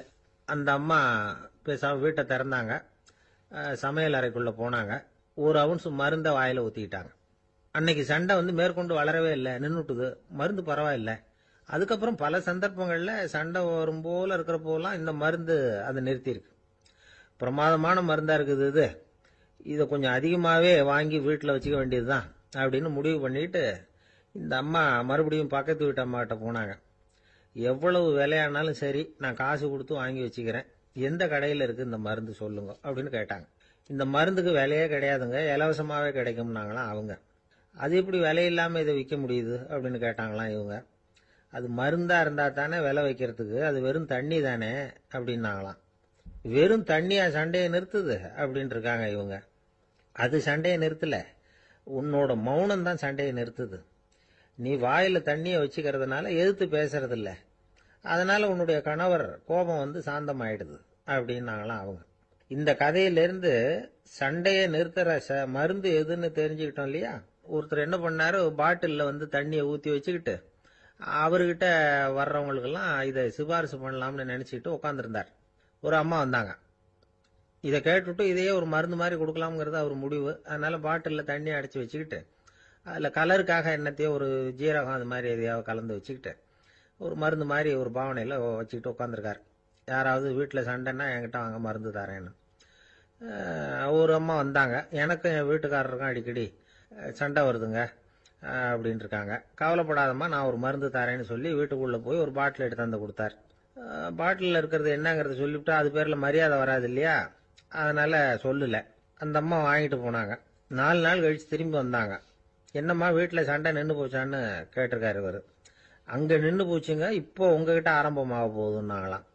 என்னம்மா அப்படின்னு இருக்காரு இவர் பயந்து போய். பின்ன என்னங்க, நீங்கள் என்ன மருந்து கொடுத்துருக்குறீங்க என்னங்க அப்படின்னாங்களாம் கோவமா. அது வெறும் தண்ணி தானே அப்படின்னு இருக்காரு இவர். தண்ணியா இது, நல்லா பாருங்க அப்படின்னு அந்த பாட்டில் நீட்டினாங்களாம். இவர் வாங்கி பார்த்துருக்கார். அப்புறம் தான் விஷயம் புரியுது அவருக்கு. இவர் கை தவறுதலா அவங்க வீட்டில் இருந்த மண்ணெண்ணெய் பாட்டில் எடுத்து அவர்கிட்ட கொடுத்துருக்குறாங்க. அப்புறம் என்ன ஆகும், சண்டை வராம. காஞ்சிபுரத்துல பல்லவ ராஜா ஒரு கோவில் கட்டினார், கைலாசநாதர் கோவில். அதுக்கு கும்பாபிஷேகம். கும்பாபிஷேகம் பண்றதுக்கு ஒரு நாள் குறிப்பிட்டு அதுக்கு வேண்டிய ஏற்பாடுகள்லாம் பண்ணினார். முதல் காரியமா கடவுளை வேண்டிக்கிட்டார், நீங்க இந்த கும்பாபிஷேகத்துக்கு நேரில் வந்து கலந்துக்கணும்னார். கடவுள் அந்த ராஜா கனவுல வந்தார். நீ கும்பாபிஷேகம் வச்சிருக்கிற அதே நாள்ல அதே நேரத்தில் எனக்கு இன்னொரு ஊர்ல ஒரு கும்பாபிஷேகம் இருக்குது, அதுக்கு போக வேண்டியிருக்கு. அதாவது திருநின்ற ஊர்ல என்னுடைய பக்தர் ஒருத்தர், அவரும் ஒரு கோயில் கட்டி கும்பாபிஷேகம் செய்கிறார், நான் அதுக்கு போக வேண்டியிருக்கு, அதனால உன்னுடைய தேதியை நீ மாத்தி வச்சுக்கோ அப்படின்னார். கடவுள் தான் எங்கேயும் இருக்கிறவராச்சே, அவர் நினைச்சா 2 இடத்துலயும் இருந்து கோயில் கும்பாபிஷேகத்தை நடத்த முடியாதா? ஏன் அப்படி செய்யல? அது ஒரு முக்கியமான காரணத்துக்காகத்தான். திருநின்ற ஊர்ல இருந்த பூசலாருங்கிற அந்த அடியாரின் பெருமையை இந்த உலகத்துக்கு எடுத்து காட்டணுங்கிறதுக்காகத்தான் கடவுள் அந்த ராஜா கிட்ட அப்படி சொன்னார். சரி, அந்த அடியார் அப்படி என்னதான் பெருசா கோயில் கட்டி விட்டார்? ராஜா கட்டின கோயிலை விட பெருசா? அவர் கட்டினது கருங்கல்லாலேயோ மண்ணாலேயோ மரத்தாலேயோ இல்ல. அவர் கட்டின கோயில் வந்து வேற மாதிரி. அது வந்து மனசால கட்டின கோயில், மனசுக்குள்ள இருக்கிற கோவில், மனக்கோவில். அந்த அடியார் தன்னோட மனசுக்குள்ள மாசக்கணக்கா ஒவ்வொரு கல்லா சேர்த்து கட்டின கோவில். இந்த விஷயம் ராஜாவுக்கு தெரியாது. அவர் என்ன நினைச்சுட்டாரு, அது நாம கட்டின கற்கோயிலை விட ரொம்ப பெருசா இருக்கும் போல இருக்கு அப்படின்னு நினைச்சுட்டாரு. சரி, அப்பேற்பட்ட அந்த கோயிலை வந்து தரிசனம் பண்ணிவிட்டு வருவோம் அப்படின்னு நினைச்சு ராஜா திருநின்ற ஊருக்கு போறார். அங்க போய் பார்த்தா கோயிலையும் காணும், ஒன்னையும் காணும். கடைசியில பூசலார் கட்டின மனக்கோவில் தான் அதுங்கிறத அவர் புரிஞ்சுக்கிறார். உடனே அந்த அடியாரின் காலில் விழுந்து வணங்குறார். அவரோ, இது மனசால முயன்ற கோவில், இதுக்கு இத்தனை பெருமையா அப்படின்னு ஆச்சரியப்படுறார். இதுல ஆச்சரியப்படுறதுக்கு ஒண்ணும் இல்ல. ஆண்டவன் விரும்புறது அகபக்தியையே தவிர புற தோற்றங்களே அல்ல. இதை நாம புரிஞ்சுக்கிட்டோம்னா நமக்குள்ள எந்த வேறுபாடுகளும் வர்றதுக்கு வழியே இல்லை. இன்னொரு ராஜா இருந்தார். அவரு ஆண்டவனுக்கு படைக்கிறதுக்காக ஒரு தார் நல்ல செவ்வாழைப்பழமா எடுத்துக்கிட்டு போகணும்னு நினைச்சார். அதனால முத நாளே அதை வாங்கிட்டு வர சொன்னார் வேலைக்காரங்கிட்ட. வேலைக்காரன் போனான், கடைத்தெருவில் ஒரு தார் பழம் வாங்கினான். வர்ற வழியில அவன் குடிசை. அப்படியே எட்டி பார்த்துட்டு போவோமேன்னு நினைச்சான். போனான். அங்க இவனோட குழந்தை பாவம் பசியால கத்திட்டு இருக்கு. இவன் பார்த்தான், இவ்வளவு பெரிய தாரில் ஒரு 2 பழம் எடுத்தா தெரியவா போகுது அப்படின்னு நினைச்சு ஒரு 2 பழத்தை பிச்சு அந்த குழந்தைகிட்ட கொடுத்தான். அது அதை வாங்கி வயிறார சாப்பிட்டது. பசி அடங்குச்சு. விளையாட போயிட்டுது. இவன் அதுக்கப்புறம் வாழைப்பழத்தை எடுத்துக்கிட்டு அரண்மனைக்கு வந்தான். 2 பழம் பிச்சிருக்கிறது ராஜாவுக்கு தெரிஞ்சு போச்சு. இவன் உண்மையை சொல்லிவிட்டான். உடனே ராஜா, கடவுளுக்கு படைக்க வேண்டிய பொருளை குழந்தை வந்து எச்சில் பண்ண விட்டுருக்கியே அப்படின்னு சொல்லி அவனை கட்டி வச்சு சாட்டையால் அடிச்சார் பாவம். மறுநாள் பழத்தை கோயிலுக்கு எடுத்துட்டு போனார். கடவுள் முன்னாடி வச்சார். கடவுள் கண்ணை திறந்து பார்த்தார். பழம்லாம் அழுகி இருக்குது. என்ன இது அழுகி போன பழம் அப்படின்னார். ராஜா முழிச்சார். நல்லா தானே இருந்தது அப்படின்னு நினைச்சார். அப்போ கடவுள் அந்த ராஜா கிட்ட சொன்னாராம், இத பாருப்பா, இந்த தாரில் 2 பழம் தான் நல்ல பழம். அந்த 2 பழங்களையும் நேத்திக்கே நான் சாப்பிட்டுட்டேன் அப்படின்னாராம். அப்பதான் ராஜாவுக்கு புரிஞ்சுது, ஏழை குழந்தையின் பசியை தீர்க்கறதுக்காக உதவுன அந்த 2 பழம் தான் இறைவன் சாப்பிட்ட பழம்னு. இறைவன் இருக்கிற இடம் எது? இதுதான். உங்க பையன் எப்படி சார் இருக்கான் அப்படின்னு விசாரிச்சார் ஒருத்தர். அவன் என்ன சார், எதை சொன்னாலும் காதில் வாங்க மாட்டேங்கிறான், அவன் பாட்டுக்கு போறான் வர்றான் அப்படின்னு சொல்லி அழுத்துக்கிட்டார் அப்பா. பெரியவங்க சொல்றதை சின்ன பிள்ளைங்க கேட்கறது இல்லைங்கிறது ஒரு குறை. பெரியவங்க சொல்றது சின்ன பிள்ளைங்க காதலையே விழறது இல்லைங்கிறது ஒரு குறை. இது கொஞ்சம் சீரியஸான விஷயம், கவனிச்சு பார்க்கணும். ஒரு குழந்தைக்கு காது சரியா கேட்குதா இல்லையா அப்படிங்கிறத நாம தான் கவனிச்சு பார்த்து கண்டுபிடிக்கணும். அதுவா நம்ம கிட்ட தவழ்ந்து வந்து, அப்பா எனக்கு காது கேட்கல, அழைச்சிட்டு போங்க டாக்டர்கிட்ட அப்படின்னுலாம் சொல்லிக்கிட்டு இருக்காது. அது சரி, ஒரு குழந்தைக்கு காது சரிவர கேட்குதா இல்லையா அப்படிங்கிறத முன்கூட்டியே நாம தெரிஞ்சுக்கிறது எப்படி? அதுக்கு சில வழி இருக்கு. உங்க குழந்தைய கொஞ்சம் அப்படியே கவனிச்சு பாருங்க. அடிக்கடி ஜலதோஷம், காதுல அரிப்பு ஏற்படுதா, மூக்கு வந்து விரிவாகவும், அப்புறம் வந்து டான்சில், அடினாய்டு, சத அழற்சி, இது மாதிரி ஏதாவது இருக்கா, வாயிலிருந்து எச்சில் ஒழுகுதா, குழந்தை வாயினால சுவாசிக்குதா, பற்கள் வந்து முன்னாடி தள்ளி வளருதா, இதெல்லாம் அதுக்கு அறிகுறி. அப்புறம் இந்த V, P, T, F, D H இப்படி இந்த ஒலிகள் சேர்ந்த வார்த்தைகளை வந்து குழந்தை வந்து சரியா புரிஞ்சுக்காது. இப்போ உதாரணத்துக்கு பட்டுன்னு சொல்லு குழந்தை அப்படின்னீங்கன்னா அது வந்து கட்டுன்னு சொல்லும். அதாவது பட்டு சவுண்டை அதால புரிஞ்சுக்க முடியல. அப்புறம் உங்க குழந்தை வந்து உங்களை உறக்க பேச சொல்றானா, அடிக்கடி கேள்வி கேட்கறானா, சாப்பிட்றப்போ கவனம் இல்லாம இருக்கானா, படிப்புல போதுமான முன்னேற்றம் இல்லையா, வகுப்புல சரியா கவனிக்கிறது இல்லையா, இப்படியெல்லாம் இருந்தா ஆரம்பத்திலேயே டாக்டர் கிட்ட அழைச்சிட்டு போய் சிகிச்சையை வந்து ஆரம்பிச்சுடலாம், குணப்படுத்தி விடலாம். குழந்தைக்கு காது சரியா கேட்கலன்னா நீங்க செய்ய வேண்டியது என்ன தெரியுமா? அவனுக்கு காது கேட்கலங்கிறதுக்காக அவன் முன்னாடி சத்தம் போட்டு பேசக்கூடாது. மெதுவா சீரா பேசணும். அவனை பார்த்து பேசணும். உங்க உதட்டு அசைவுகள் வந்து அவனுக்கு உதவும். அதை பார்த்தே புரிஞ்சுக்குவான். நீங்க வாயில வெத்தலை பாக்கு போட்டுக்கிட்டோ புகை பிடிச்சிக்கிட்டோ பேசக்கூடாது. அப்படி பேசினா அவனால அந்த உச்சரிப்பை சரியா புரிஞ்சுக்க முடியாது. ஒரு வார்த்தையை சொல்றீங்க, அவனுக்கு புரியல அப்படின்னா அதே வார்த்தையை மறுபடியும் சொல்லணும். அவனுக்கு நீங்க முதல்ல சொன்ன வார்த்தை புரியலன்னு நினைச்சுக்கிட்டு மறுபடியும் திருப்பி சொல்றப்போ அதே அர்த்தம் வரக்கூடிய வேற வார்த்தையை சொல்லக்கூடாது. இப்படிலாம் நடந்துகிட்டா அவனுக்கு வந்து மன திடத்தை ஏற்படுத்த முடியும். இல்லைன்னா அவனுக்கு வந்து தாழ்வு மனப்பான்மை வந்துடும். குழந்தைக்கு காது கோளாறுன்னா ஆரம்பத்திலேயே டாக்டர் கிட்ட அழைச்சிட்டு போனா போதும், குணப்படுத்தி விடலாம். அப்புறம் பார்த்துக்கலாமே அப்படின்னு அலட்சியமா இருந்துட்டாதான் கஷ்டம். சில பேர் கோபத்துல சின்ன பிள்ளைங்க காதை பிடிச்சி திருகிறது உண்டு. இது ரொம்ப தப்பு. காது கையோட வந்துட்டா என்ன பண்றது? ஒரு வேடிக்கை கதை, அது கதை தான், நிஜமா நடந்தது இல்லை. அது மாதிரி நடக்கும் நடக்காது, ஒரு வேடிக்கைக்காக சொல்லப்படுற கதை. அதாவது ஒரு வீட்டில் அப்பா வந்து அம்மாவை பார்த்து சொல்லிட்டு இருக்கார், இதை பாரு, நாளைக்கு காலையில் என்னை சீக்கிரம் எழுப்பி விட்டுரு, நான் செங்கல்பட்டு வரைக்கும் போயிட்டு வர வேண்டியிருக்கு அப்படின்னாராம். இதை அவங்க பையன் காதில் வாங்கிட்டு இருக்கான். அப்பாவுக்கு சிரமம் வேண்டாமே அப்படின்னு நினைச்சு அவனே காலையில யாருக்கும் தெரியாம எழுந்திருச்சு புறப்பட்டு செங்கல்பட்டு போட்டான். சாயந்தரமா திரும்பி வந்தான். அப்பா பையனை காணாம அலமோதிக்கிட்டு இருக்கிறார். சாயந்தரமா பையனை பார்த்ததும் எங்கடா போயிட்டு வந்தேன்னு கேட்டார் கோவமா. செங்கல்பட்டுக்கு போயிட்டு வந்தேப்பா, நீ வீணா அலைய வேண்டாமேன்னு அப்படின்னா. எதுக்குடா போனேன்னு அதட்டினார். அதான்ப்பா, நீ நேற்று வந்து அம்மா கிட்ட சொல்லிக்கிட்டு இருந்த, அதை காதில் வாங்கினேன், உனக்காக நான் போயிட்டு வந்தேன் அப்படின்னா. உடனே எந்த காதில் வாங்கினேன் அப்படின்னு சொல்லி காதை பிடிச்சி திருகுனார். அந்த காது கையோட வந்துட்டுது. இது நடந்து கொஞ்ச நாள் கழிச்சு அந்த அப்பாவும் பையனும் கடத்தெருவில் போயிட்டு இருக்கிறாங்க. எதிரில் ஒரு நாய் ஓடி வந்தது. அதுக்கு 2 காதும் இல்லை. என்ன இது, இந்த நாய்க்குட்டிக்கு 2 காதும் இல்லை அப்படின்னாரு அப்பா. அதுக்கு பையன் சொல்றான், அப்பா அது 2 தடவை செங்கல்பட்டுக்கு போயிட்டு வந்துருவோம் அப்படின்னு. ஒரு காட்டுல ஒரு முனிவர் இருந்தார். ஒரு நாள் அவரை தேடிட்டு 4 பேர் வந்தாங்க. சுவாமி, எங்களுக்கு ரொம்ப நாளா ஒரு சந்தேகம்னாங்க. என்னன்னு கேட்டார். இந்த உலகத்துல எவ்வளவோ காரியங்கள் நடக்குது, எது நியாயம் எது அநியாயம் அப்படின்னு புரிஞ்சுக்க முடியலன்னாங்க. அது யாராலையும் புரிஞ்சுக்க முடியாதுன்னார் முனிவர். வந்தவங்களுக்கு ஆச்சரியமா போச்சு. ஒரு மாதிரியா பார்த்தாங்க. இத முனிவர் கவனிச்சார். சரி, புறப்படுங்க என்னோடன்னார். எங்கன்னு கேட்டாங்க. இப்போ உங்க 4 பேரையும் ஒரு புஷ்பக விமானத்துல அழைச்சிட்டு போறேன். இந்த உலகத்துல சர்வசாதாரணமா நடக்கக்கூடிய ஒரு காட்சியை உங்களுக்கு காட்ட போறேன். நீங்க பார்க்க போற அந்த காட்சி நியாயமா அநியாயமா அப்படிங்கறத என்கிட்ட சொல்லணும். நீங்க சரியான பதில் சொன்னா புஷ்பக விமானத்துல தொடர்ந்து பிரயாணம் பண்ணலாம். தவறான பதில் சொன்னா இந்த புஷ்பக விமானம் உங்களை கீழே தள்ளி விட்டுரும் அப்படின்னார். 4 பேருக்கும் பயம்தான். இருந்தாலும் முனிவர் கூப்பிடுறாரு அப்படின்னு சொல்லி புறப்பட்டாங்க. அவங்க எல்லாரும் புறப்பட்டு ஒரு காட்டு வழியா போயிட்டு இருக்கிறாங்க புஷ்பக விமானத்துல.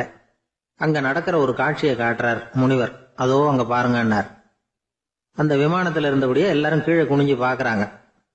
அங்க ஒரு தாய் புலி அப்பதான் குட்டி போட்டிருக்கு. குட்டிகளை ஈன்ற உடனே பசிக்கு இறை தேடி அந்த பக்கமா வருது. அதே நேரம் ஒரு தாய் மான், அதுவும் அப்பதான் குட்டி போட்டிருக்கு. அதுவும் இதே மாதிரி குட்டிகளை ஈன்ற உடனே பசிக்கு இறை தேடி அந்த பக்கமா வருது. இப்ப அந்த புலி அந்த மானை அடிச்சு போட்டுடுது. அதுவும் சாப்பிடுது, குட்டிகளுக்கும் கொடுக்குது. இப்போ அந்த புலிக்குட்டிகள் முகத்துல மகிழ்ச்சி, தாயை இழந்த அந்த மான் குட்டிகள் முகத்துல துக்கம். இப்போ அந்த முனிவர் 4 பேர்கிட்டையும் கேட்கிறார், நீங்க இங்க பாத்தீங்களே, இதுல எது நியாயம் எது அநியாயம்? ஒவ்வொருத்தரா சொல்லுங்க. உங்க பதில் சரியில்லைன்னா இந்த விமானம் உங்களை கீழே தள்ளி விட்டுரும். சொல்லுங்க பார்க்கலாம்னார். முதல்ல ஒருத்தன் சொன்னான், அந்த புலி செஞ்சது சரிதாங்க. அது பசிக்கு அதுதான் ஆகாரம். தன்னுடைய பசிக்கு தானே இறை தேடிக்கிட்டுது. அதுல என்ன தப்பு? அவ்வளவுதான். அதனால புலி செஞ்சது நியாயம்தான் அப்படின்னா. அவ்வளவுதான், அந்த விமானம் அவனை அப்படியே கீழே தள்ளி விட்டுட்டுது. அதனால அவன் கொடுத்த பதில் சரியில்லை அப்படிங்கிறது புரிஞ்சு போச்சு. இப்ப 2வது ஆள் சொன்னான், புலி செஞ்சது பாவம். அந்த தாய்மான் என்ன தப்பு பண்ணிச்சு? இப்ப அந்த குட்டிகளுக்கு யாரு ஆதரவு? அதனால புலி செஞ்சது அநியாயம் அப்படின்னா. அவ்வளவுதான், அவனையும் கீழே தள்ளி விட்டுடுது அந்த விமானம். இந்த பதிலும் சரியில்லை அப்படின்னு ஆயிட்டுது. இப்ப 3வது ஆள் வந்தான். முதல்ல 2 பேர் கீழே விழுந்ததை பார்த்துக்கிட்டு இருந்தான். அதனால அவன் சொன்னான், 2மே நியாயம்தாங்க. புலி இறை தேடினதும் இயற்கை, அதுக்கு மான் இறையானதும் இயற்கை. அதனால இதுல ஒன்றும் தப்பு இல்லைன்னா. அவ்வளவுதான், அவனையும் அந்த விமானம் கீழே பிடிச்சி தள்ளி விட்டுது. இப்ப 4வது ஆள் வந்தான். முனிவர் கேட்டார், நீயாவது சொல்லுப்பா, இந்த செயல்ல எது நியாயம்னார். அவன் தெளிவா பதில் சொன்னான். அதாவது என்ன சொன்னான்னா, எனக்கு தெரியல அப்படின்னா. அவனை விமானம் கீழே தள்ளல, சௌரியமா அழைச்சிட்டு போட்டுது. இவனும் பிரயாணம் சௌக்கியமா பண்ணானா. ஆக இதுதான் சரியான பதில்ங்கிறத முனிவர் உணர்த்தினார். இந்த கதையிலிருந்து நாம புரிஞ்சுக்க வேண்டியது என்னன்னா, இந்த உலகத்துல எவ்வளவோ காரியங்கள் நடக்குது. அதெல்லாம் ஏன் அப்படி நடக்குதுங்கிறதுக்கு எப்பேற்பட்ட பண்டிதராலும் பதில் சொல்ல முடியாது. தெரியாததை தெரியாதுன்னு ஒத்துக்கிட்டா வாழ்க்கை பிரயாணம் சுகமா இருக்கும். அதனால தேவையில்லாத விஷயங்களை புரிஞ்சுக்கிறதுக்கு நேரத்தை செலவு பண்ணிட்டு இருக்க கூடாது. வாழ்க்கையை குழப்பிக்க கூடாது. வாழ்க்கைக்கு தேவையானது என்னவோ அதை மட்டும் புரிஞ்சுக்கிட்டா போதும். இந்த காலத்து ஆள் ஒருத்தன் ஒரு பெரியவரை தேடி வந்தான். ஐயா, ஒரு சந்தேகம்னா. என்ன உன்னுடைய சந்தேகம்னார். பகுத்தறிவுன்னா என்ன, விதின்னா என்ன அப்படின்னு கேட்டான். இதுக்கு அவரு, இப்ப உன்னுடைய வலது கால தூக்குன்னார். தூக்கணான். சரி, இப்ப உன்னுடைய வலது கால கீழே இறக்காம உன்னுடைய இடது காலையும் தூக்குன்னார். தூக்கணான். பொத்துன்னு கீழே விழுந்துட்டான். பெரியவர் சொன்னார், உன்னால ஒரு கால தூக்க முடிஞ்சுது, அதுதான் பகுத்தறிவு. 2 கால்களையும் ஒரே சமயத்துல தூக்குனா அடிபடும் அப்படிங்கிறது தான் விதி அப்படின்னு விளக்கம் கொடுத்தார். இவன் தன்னுடைய விதியை நொந்துகிட்டே இடுப்பை பிடிச்சுக்கிட்டு அங்கிருந்து நடந்து போயிட்டான். ஒரு தந்தை தன்னோட பிள்ளைய ரொம்ப தைரியசாலியா வளர்க்கணும்னு ஆசைப்பட்டார். அதுக்காக அவனை கூப்பிட்டு உட்கார வச்சு இப்படி உபதேசம் பண்ணார். இதை பாருப்பா, நான் உன்னாட்டம் இருக்கிறப்போலாம் எதுக்கும் பயப்பட மாட்டேன், ரொம்ப துணிச்சலா இருப்பேன். ஒரு நாள் ஒரு அப்பாவி எலிய ஒரு பூனை துரத்திட்டு ஓடிச்சு. நான் உடனே என்ன செஞ்சேன் தெரியுமா? அந்த பூனையை பிடிச்சேன், அது வாலில் ஒரு பட்டாசு சரத்தை கட்டினேன், கொளுத்தி விட்டேன், படபடன்னு வெடிக்க ஆரம்பிச்சுட்டுது. அது துள்ளிக்கிட்டு அங்கேயும் இங்கேயும் ஓடி இருக்கு பாரு ஓட்டம், ரொம்ப தமாஷு அப்படின்னார் அப்பா. இப்படி சொல்லிவிட்டு பையனை பார்த்து, இதை கேட்கறதுக்கு உனக்கும் துணிச்சல் வருதா, நான் என்னுடைய செயலை நீ கேட்கறப்போ உனக்கு துணிச்சல் வருதா அப்படின்னு கேட்டார். வருதுன்னா பையன். எப்படின்னா அப்படிங்கிற விவரத்தையும் சொன்னான் அவன். அதாவது எலிய விரட்டினத்துக்காக பூனை வாலில் பட்டாசு கொளுத்துனீங்க நீங்க, பூனையை விரட்டினத்துக்காக உங்க கழுத்துல பட்டாசு சரத்தை மாட்டினா என்னன்னு தோணுது எனக்கு அப்படின்னா பையன். பையனோட துணிச்சல் அப்பாவே நடுங்க வச்சுட்டுது. அது சரி, ஒரு அப்பா பிள்ளைக்கு இப்படியா உபதேசம் பண்றது? எல்லாருக்கிட்டையும் அன்பா பழகிறது எப்படி அப்படின்னு சொல்லி கொடுக்கணும். பிஞ்சு உள்ளங்கள்ல நஞ்ச தூவலாமா? ஒரு நாள் விநாயகர் ஒரு பூனையோட விளையாடிக்கிட்டு இருந்தாராம். அப்படி ஆசையா விளையாடிக்கிட்டு இருந்தப்ப அவரோட கை நகம் தவறுதலா பூனையோட முகத்துல பட்டுட்டுதான். அது ஒரு சின்ன கீறலை உண்டாகி விட்டுது. அப்பா அவர் அதை ஒரு பெருசா நினைக்கல. கொஞ்ச நேரத்துக்கு அப்புறம் விநாயகர் வீட்டுக்கு வந்தார். அவங்க அம்மா பார்வதி தேவியை பார்த்தார். பார்வதி தேவி கன்னத்துல விரலால கீறினது மாதிரி ஒரு அடையாளம் இருந்தது. விநாயகருக்கு அதிர்ச்சி, ஆச்சரியம். நம்ம அம்மா இந்த உலகத்துக்கே தாயார், அப்பேற்பட்ட அவங்க முகத்திலேயே கீறலை உண்டாக்கக்கூடியவங்க யாரா இருக்க முடியும் அப்படின்னு யோசனை பண்ணார். தாயே, உன்னுடைய கன்னத்தில் இந்த வடு எப்படிம்மா ஏற்பட்டதுன்னு கேட்டார். குழந்தாய், இது நீ செஞ்ச காரியம்தான்ப்பா, உன்னுடைய கை நகம் கீறினதுனால ஏற்பட்ட வடுதான் இது அப்படின்னாங்க அவங்க. விநாயகர் திடுக்கிட்டு போட்டார். எப்படிம்மா அது? நான் எந்த காலத்திலையும் உன்னை அப்படி கீறினதாக எனக்கு நினைவு இல்லையே அப்படின்னார். இன்னைக்கு காலையில ஒரு பூனையை கீறினதை நீ மறந்துட்டியா அப்படின்னாங்க அந்த அம்மா. விநாயகர் திகைச்சு போய் நின்னார். பார்வதி தேவி சொன்னாங்க, இதை பார்ப்பா, இந்த உலகத்துல இருக்கக்கூடிய எல்லா உயிர்கள்லையும் நான் இருக்கிறேன், நான் தான் இந்த உலகமா ஆகியிருக்கிறேன். ஆகையினால நீ யாரை துன்புறுத்தினாலும் அது உண்மையிலேயே என்ன துன்புறுத்தினதா தான் வந்து முடியும் அப்படின்னாங்க. விநாயகர் மனசுக்குள்ள ஒரு வெளிச்சம் ஏற்பட்டுதான். அதுக்கப்புறம் அவர் யாரையுமே கல்யாணம் பண்ணிக்காததுக்கு அதுதான் காரணமா. இந்த உலகத்துல எல்லாரையும், இங்க இருக்கிற எல்லாத்தையும் தாயின் வடிவமா அவர் பார்க்க ஆரம்பிச்சிட்டாராம். குருதேவர் ராமகிருஷ்ணர் இந்த கதையை எடுத்து சொல்லியிருக்கிறார். நபிகள் நாயகம் ஒரு தடவை ஒரு நாற்காலியில உட்காந்து என்னமோ யோசனை பண்ணிட்டு இருந்திருக்கிறார். அப்ப அவரோட உடையில ஒரு கீழ்ப்பகுதி தரையில படிஞ்சு கிடந்திருக்குது. அங்க விளையாடிக்கிட்டு இருந்த ஒரு பூனை அது மேல வந்து படுத்து தூங்கி போச்சு. தொழுகை செய்ய வேண்டிய நேரம் வந்துட்டது. நபிகள் நாயகம் எழுந்திருக்க பார்த்தார். அப்போதான் பூனை தன்னோட உடை மேல படுத்து தூங்கிட்டு இருக்கிறது கண்ணுல படுது. பூனையோட தூக்கத்தை கலைக்க விரும்பல அவர். தன்னுடைய சகோதரியை கூப்பிட்டார். ஒரு கத்திரிக்கோல் எடுத்துட்டு வர சொன்னார். பூனை படுத்திருந்த உடை பகுதி மட்டும் இருக்குல்ல, அதை மட்டும் அதோட கத்திரிச்சு விட்டுட்டு அதுக்கப்புறம் அவர் எழுந்திரிச்சு தொழுகைக்கு போனாராம். அதாவது பிற உயிர்கள் கிட்ட எப்படி அன்பு காட்டணுங்கிறத பெரியவங்க எவ்வளவோ விதத்துல நமக்கு எடுத்து காட்டியிருக்கிறாங்க. இருந்தாலும் எத்தனை பேர் மனசுல அதெல்லாம் உரைச்சிருக்குது? நாமளும் நம்ம ட்ரெஸ் மேல ஒரு பூனை படுத்திருந்தா ஒரு கத்திரிக்கோலை தான் தேடுவோம், எடுத்துட்டு வர சொல்லுவோம்.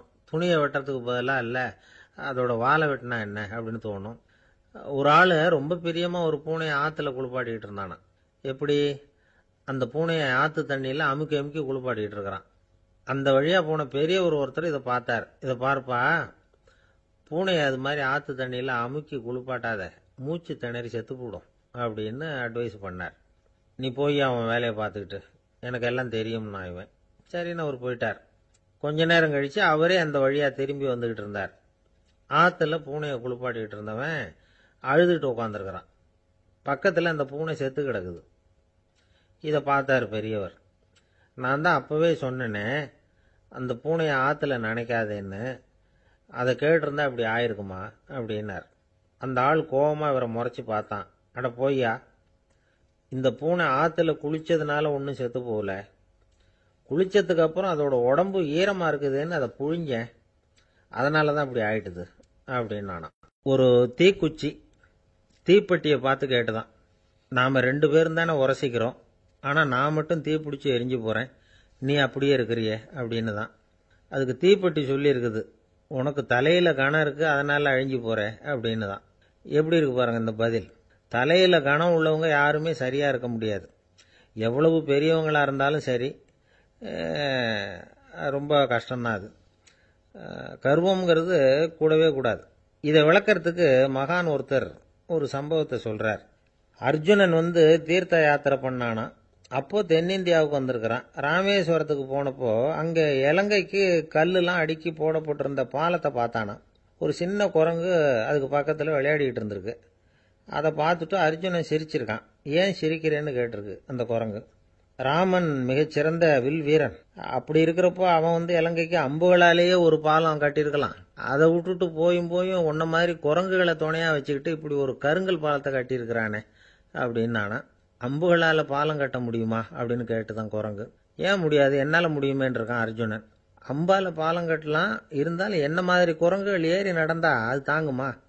அதனாலதான் ராமர் கருங்கல் பாலமே கட்டினார் அப்படின்னுது குரங்கு சொல்லிச்சான். அப்படியே சொல்ற, நான் வேணும்னா இப்ப அம்புகளாலேயே ஒரு பாலத்தை கட்டுறேன், நீ அது மேல ஏறி நடந்து பார். பாலம் விழுந்துட்டுதுன்னா நான் தீ மூட்டி அதுல குதிச்சு உயிர் தியாகம் பண்ணி விடுறேன் அப்படின்னு நான் ரொம்ப கோபமா. உடனே அந்த சின்ன குரங்கு பெரிய உருவம் எடுத்துட்டுதான்.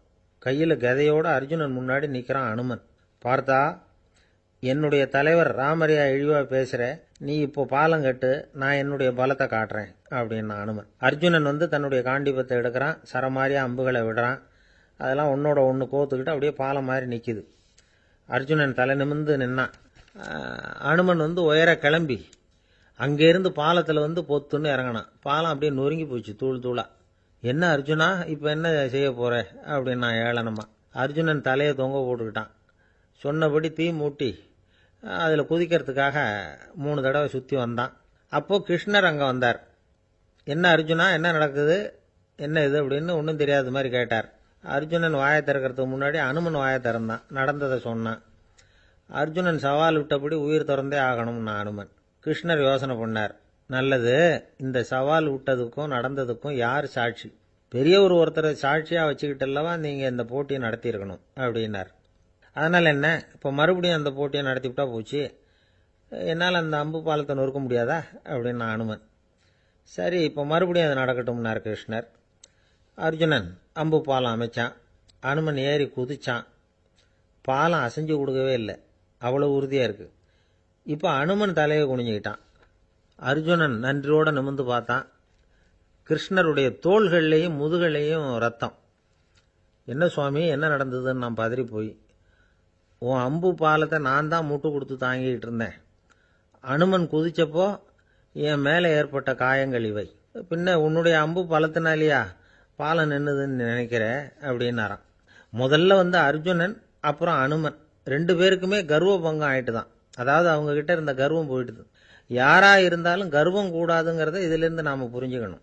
இந்த காலத்துல நாமெல்லாம் எந்த விஷயத்துக்கெல்லாம் கர்வப்பட்டு இருக்கோம் தெரியுமா? 2 பெண்கள் தங்களுடைய கணவன்மார்களை பத்தி ரொம்ப பெருமையா பேசிக்கிட்டாங்களாம். அதுல ஒரு அம்மா சொல்லியிருக்கு, என் வீட்டுக்காரர்கிட்ட எந்த சப்ஜெக்ட் கொடுத்தாலும் சரி அந்த விஷயத்தை பத்தி அழகா 1 மணி நேரம் பேசுவார் அப்படின்னாங்களாம்.